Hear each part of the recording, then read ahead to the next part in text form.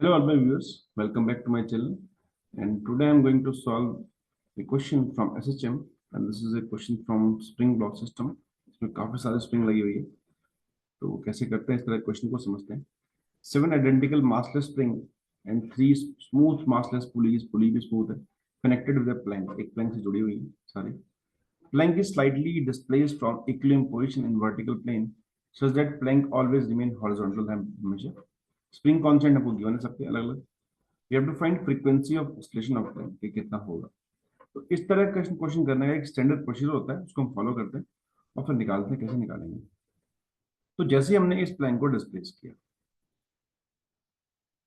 ठीक, तो हमें पहले इसमें ये निकालना पड़ता है. एक्चुअली पता है कि भाई सारी स्प्रिंग मिला के इस पे ऊपर की तरफ एक रीस्टोरिंग फोर्स लगाएगी जिस वजह से ये सिस्टम ऑसिलेट करने वाला है. तो हम एक काम करते हैं, पहले सब स्प्रिंग में इलोंगेशन निकालते हैं कि अगर आपने इस प्लेन को एक्स खींचा तो बाकी सारी स्प्रिंग जो है कितना कितना इलोंगेटेड होंगी. तो लेट्स से कि इस स्प्रिंग में इलोंगेशन जो है मैं मान लेता हूँ कि x1 है, इसमें x2 है, इसमें भी x1 ही होगा क्योंकि सिमेट्रिकल दोनों. यहाँ पे मैं मान लेता हूँ x2, तो यहाँ भी x2 होगा. यहाँ मान लिया जाए x3, तो यहाँ भी x3 होगा क्योंकि सेम है. और यहाँ मान लेते हैं हम x4. ठीक, अब इन सब में रिलेशन निकालने के लिए let's use virtual वॉगडन method.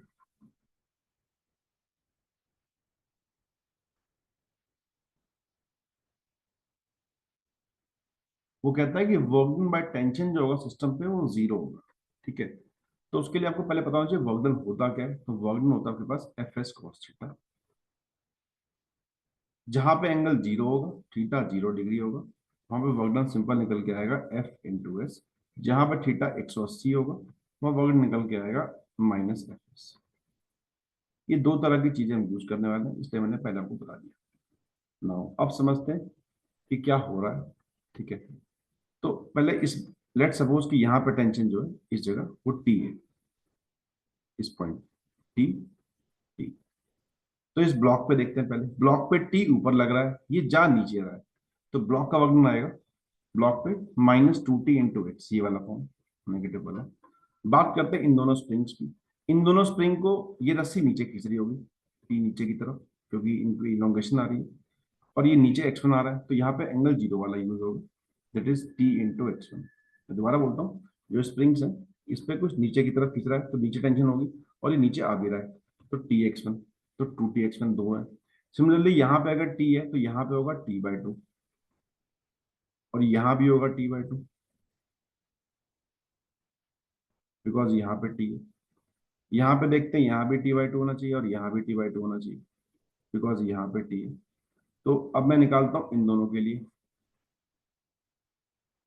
So this is equal to t/2 into x2 two times, because इसमें फोर्स भी नीचे है और ये नीचे की तरफ आएगा भी, एलोंगेट भी होगा. प्लस अब चलते हैं इन दोनों पे, यहाँ भी टेंशन यही है t/2 two times into x3, plus यहाँ पे टेंशन फिर से t/2 यहाँ पे टेंशन फिर से t हो जाएगी. सो tx4 equal to 0. So this will be equal to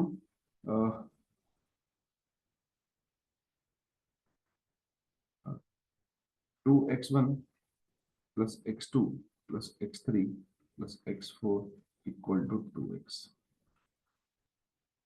ये इक्वेशन निकल जाएगा सबके डिस्प्लेसमेंट्स में. अब इससे सॉल्व पर्पस हुआ नहीं, अब इन सब के एक्सप्लेनेशन निकालते हैं. तो पहले यहां से देखते हैं. तो t1 t की वैल्यू है यहाँ से kx1. अगर यहाँ पे t की वैल्यू कितनी होगी, पे टेंशन उतनी होगी जितनी स्प्रिंग फोर्स है kx1. यहाँ पे देखते हैं t/2 की वैल्यू वो होगी 4kx2. सो t/2 की वैल्यू है 4kx2. दैट मीन्स की t इक्वल टू 8kx2 होना चाहिए. एक ये आया निकल के यहाँ से, एक ये निकल के आया. ठीक है, इससे 1 2 लिख देता हूँ मैं. अब चलते हैं, ये हो गया तो ये भी सेम ही इक्वेशन निकल के आएगी. अब यहाँ देखते हैं x3 के लिए. तो यहाँ पे t/2 की वैल्यू है 4kx3. So t/2 equal to 4kx3. So t equal to 8kx3.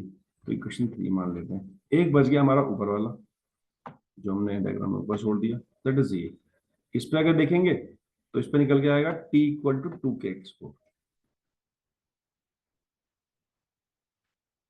ये चौथी इक्वेशन निकल गई। अब इन सब में हम रिलेशन फाइंड कर सकते हैं आसानी से, सब टी की फॉर्म में। तो इससे निकल के आएगा x1 is equal to 8x2, अगर मैं इन दोनों को मिलाऊं तो, equal to 8x3 equal to 2x4। तो इन सबको मैं पुट कर लेता हूँ, तो 2x1 प्लस x2 को कर लेता हूँ, तो x1/8, x3 को कर लेता हूँ x1/8, x4 को कर लेता हूँ x1/2 इक्वल टू 2x। तो एलसीएम लेते हैं इसका 8, x1 कॉमन निकाल लेते हैं, 16 प्लस 1 प्लस 1 प्लस 2, 4, 4 हो गए,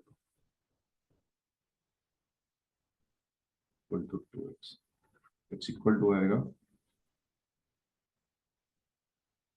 16x/20/22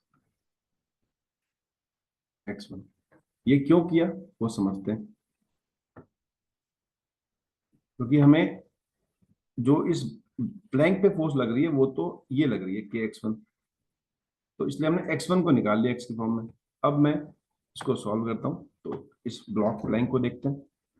इस प्लैंक पे एक फोर्स ऊपर से, ये kx1 है, एक यहाँ से भी एक kx1 है, यहाँ से एक वेट है। ये सिंपल इसका डायग्राम है। स्प्रिंग ब्लॉक सिस्टम में वेट को हम कंसीडर करते नहीं, क्योंकि वेट कट जाता है bye considering equilibrium position.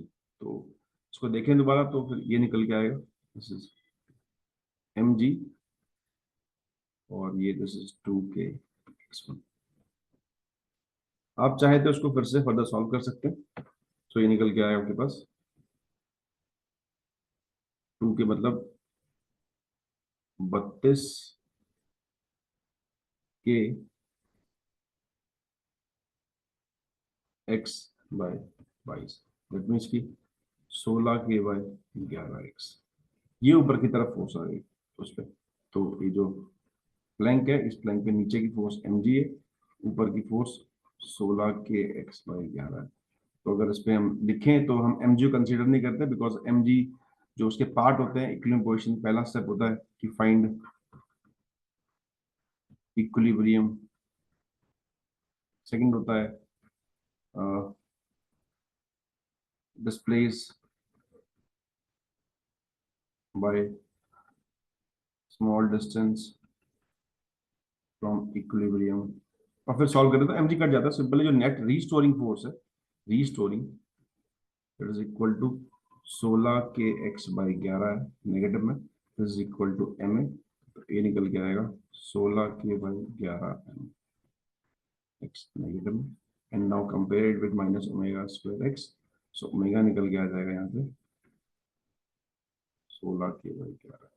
Option देखते हैं इसका, तो क्या कह रहा है हमसे क्वेश्चन में।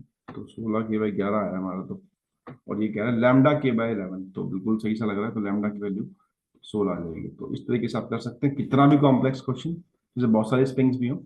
ये बेसिक मेथड है, तो आई बिलीव कि क्लियर होगा। Thanks for watching.